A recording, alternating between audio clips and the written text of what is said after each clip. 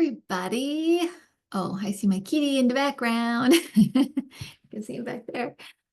I wanted to just give you a little bit of information. Hopefully, you'll find it helpful. If you don't, that's okay. But if you do, great. Um, I wanted to give you the energy that I've been picking up and feeling around the 18th, 19th, and 20th. And so with the 18th, so the 18th, there's supposed to be like the People's March in Washington, and it's kind of just, yeah, the People's March. Um, for that, it was very interesting because it felt like a funeral. That's the only way I can explain it. And not in a dark way. It felt like commiserating. It felt like this awful thing has happened and we're all here for each other. It had a very different feel than other types of um, rallies that we've had connected to Trump and connected to this movement. You know, it just felt different, and I wasn't getting a feeling for like it's huge, it's gigantic. It kind of feels like there'll be people there. I mean, there'll be people there. It doesn't feel huge like the Women's March or like the Parkland March, and it doesn't have, you know, with both the Parkland rally, or you know, the march that they had, March for Our Lives, and the Women's March, both of them had this kind of undercurrent of like determination. There was something underneath it that just felt like it was a movement, right? This doesn't feel like that. It feels like we're holding each other up. That's what it feels like. And it's not to comment on whether it's good or bad. It just feels like there's this, you know, underlying those, there was this determination, this kind of drive. Underneath this, it feels it's sadness. It's heartache. And I think it stems from people feeling like the media let us down, the Democrats let us down, the not every Democrat, obviously, but as you know, as a whole, in like the way they fight these people, right? The Democrats let us down, the Justice Department let us down, and here we are. You know, it's that kind of like heavy. There's just a sadness. That's all I can say about it. And I feel like it's good in the fact that like it's good to come together when someone passes, because I feel like it is commiserating. It's like we have each other. We've got each other's backs. We're here for one another. So I think it's good in that way. But as far as feeling like it doesn't feel like that, and it's not saying you won't see maybe some of that, but going into this, the energy of the day, that's what it feels like. It feels like a funeral. The 19th has a completely different feel, and that feels like a boiling pot. It feels like anger and just like tumult. And and they're going to need to be careful with that. And I'll tell you why. Because there's not really, when there's that kind of energy, it needs to go somewhere. Um,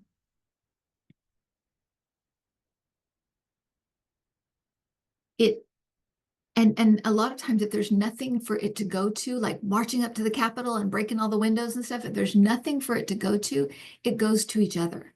So they need to be really careful with the way that this is handled, because it feels like a boiling pot. Okay.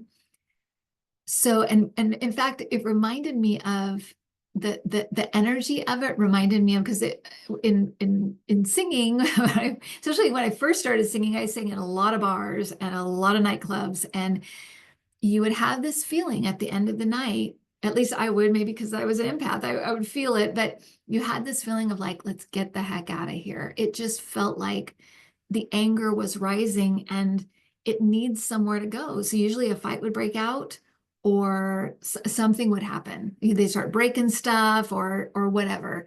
And you could feel it. And that's the same kind of feeling it has. And like I said, you with that kind of energy, you really have to be careful because it needs to explode somewhere.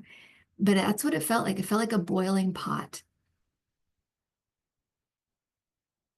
And then the 20th was very interesting because I was like, give me an analogy that I can tell what this feels like.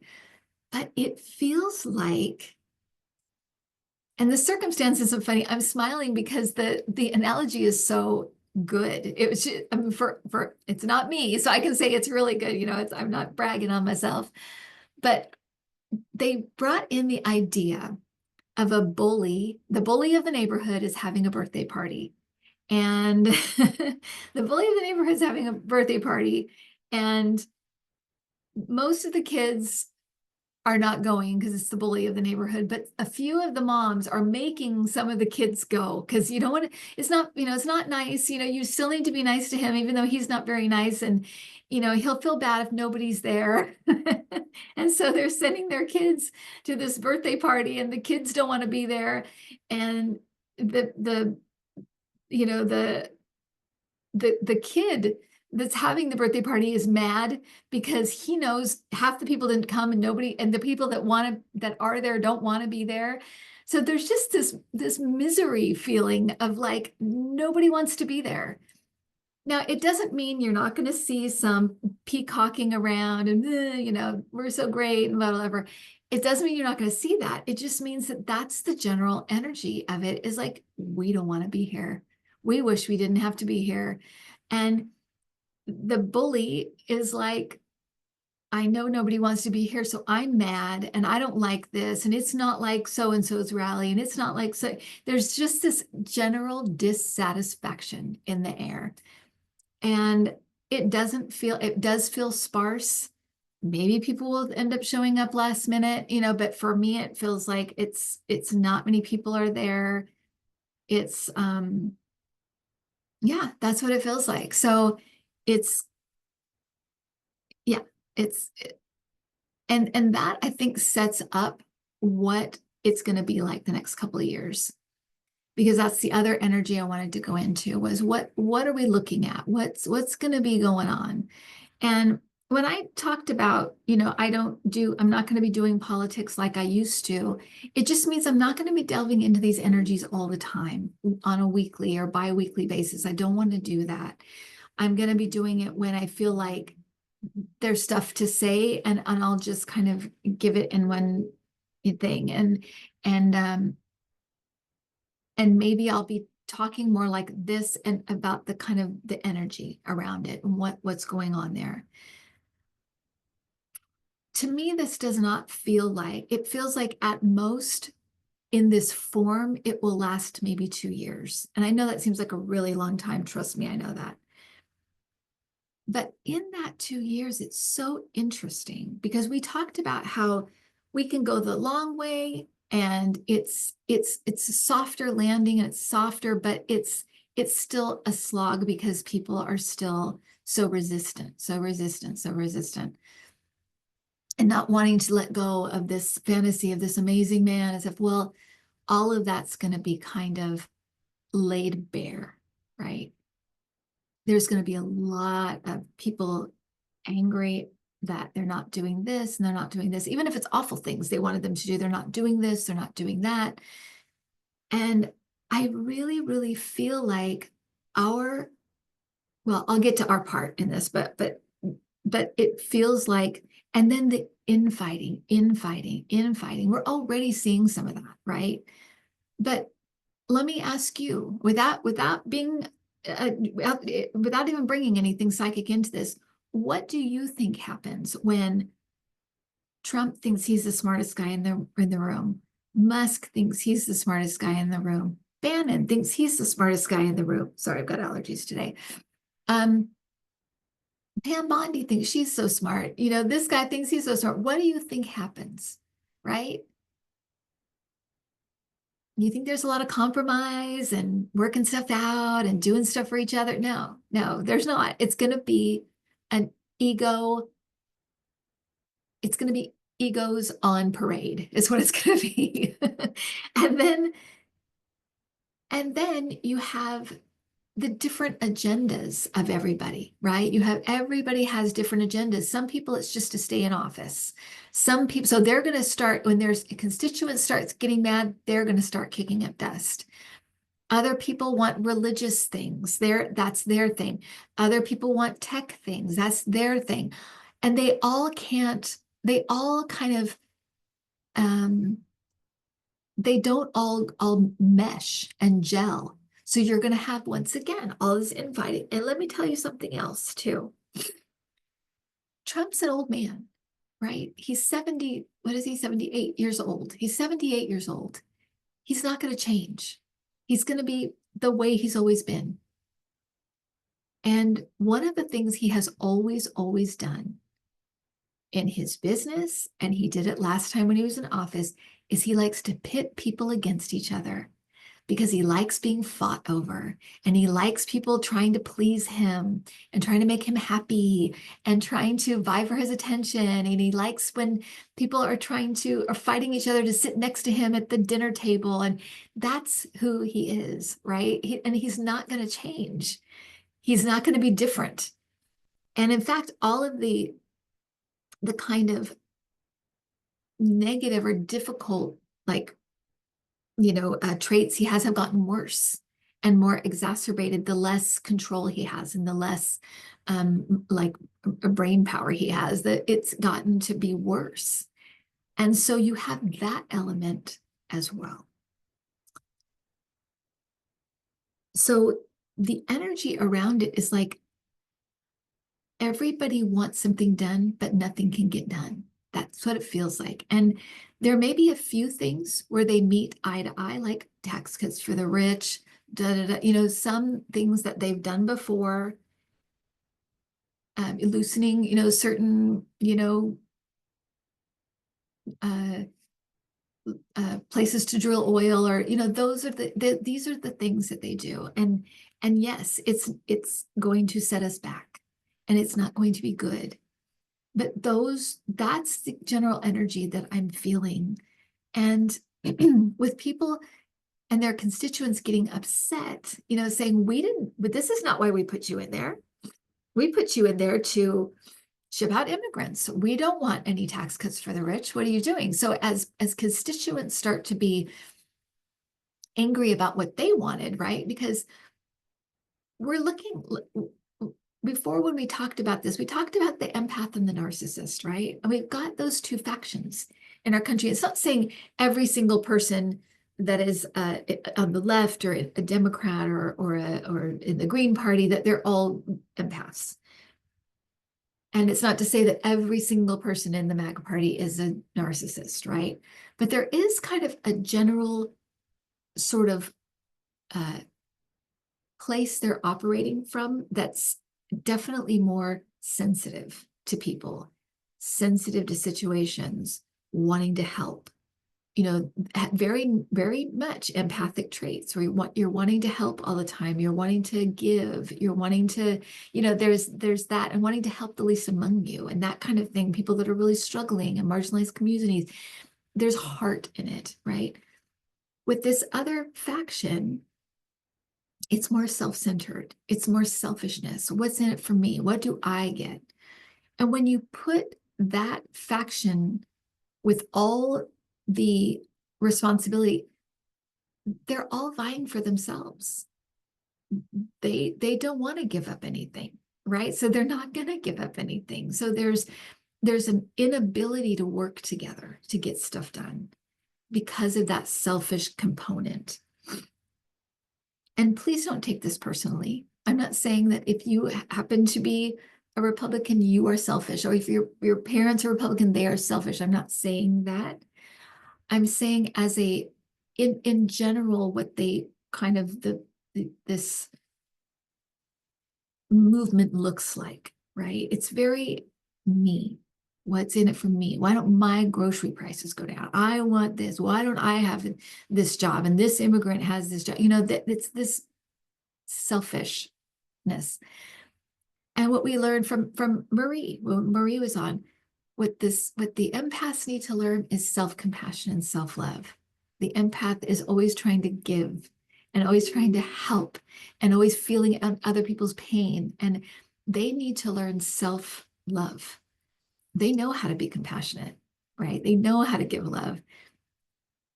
This the narcissists or selfish, more selfish people, they know how to self-love. They love themselves all day long, every day. They know all about that. They need to learn compassion. They need to learn seeing other people as themselves, right? They need to learn that. And that's the lesson they're going to be learning. And at the same time, we need to be learning this lesson, right? So this is the other part of it I wanted to share with you, which is again about energy. One thing that came through in a meditation that I did, I think it was 2 days ago, is that what Spirit would like us to do is really, really, during this period of time, whether it's a year, whether it's 6 months, a year, 18 months, or 2 years, to really, really protect our energy. That you are responsible for your own energy, and to really, really protect your own energy at this time.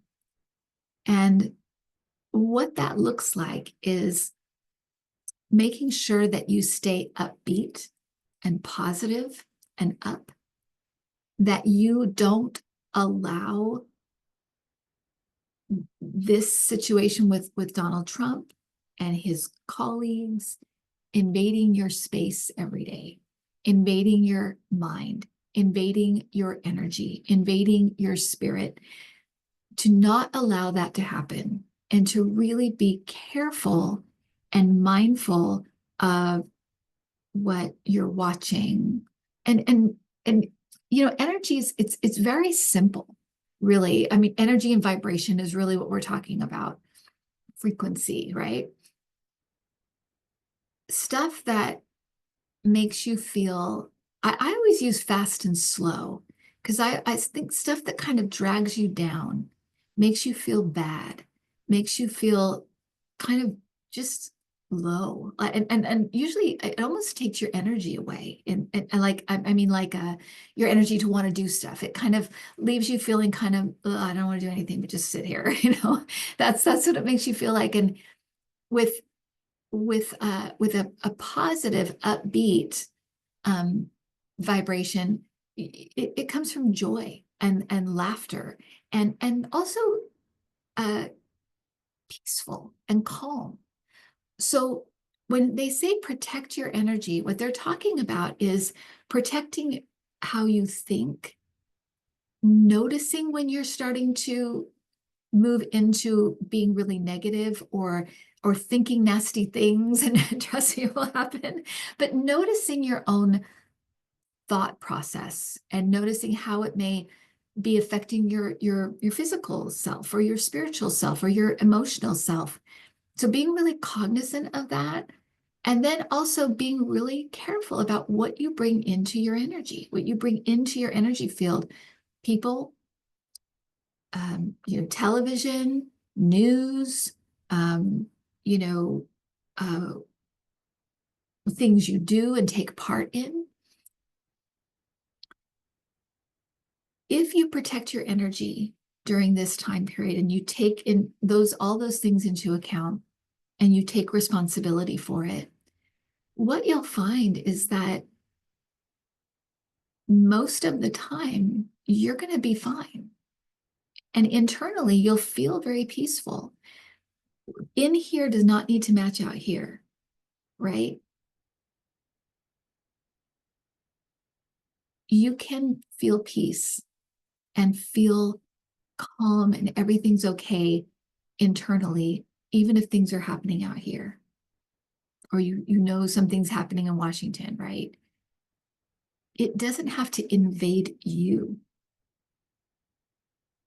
The other thing that it does when you kind of are aligned in that way and you're very aware of your thoughts and you're very aware of what you bring into your energy field that's negative, if you that you're really focusing on, whatever positive affirmations, reading, spiritual text every day, praying, meditation, and not even just, taking a nice walk, going out with friends that you find really fun and uplifting, you know, um, hanging out with your pets, bringing out your art supplies again, things like that. When you're really feeding that positiveness, that positive energy, what happens is that when something does happen in your area, like, we've got the fires in California right now, when something does happen, you will know what to do.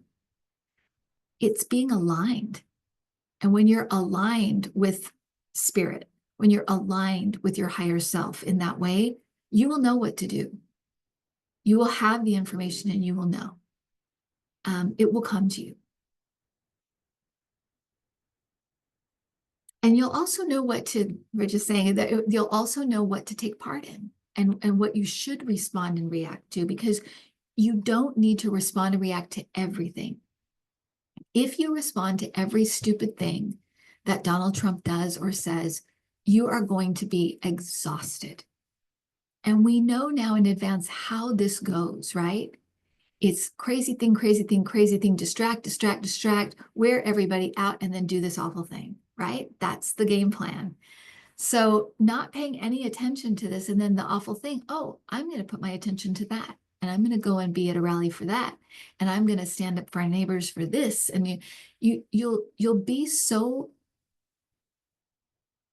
the alignment will be so much better in knowing the right thing to do for you in that moment than anything else, right? That's the way to do it. That's the way to keep aligned during this time. Because if you're going to chase every rabbit down every rabbit hole, you're going to get exhausted, but you also bring in so much negativity, right? In this moment, let's take this moment just for an example. In this moment, I could be freaked out because in 3 days, our nightmare is going to come true. Right? In 3 days, it's going to be this thing's happening. And I could go down every awful scenario that could be happening. I could start going through Project 2025 and I could start doing all this stuff and doing all this research. And I could be in that mode, right? Or look at this scene. It's quiet, right? The sunlight's coming through. Kitty's in the chair, right? I could make myself a nice hot cup of tea and read a good book and sit with my pets and really protect my energy, right? This is what they're talking about, right? Because usually when you go moment to moment to moment, each moment is fine.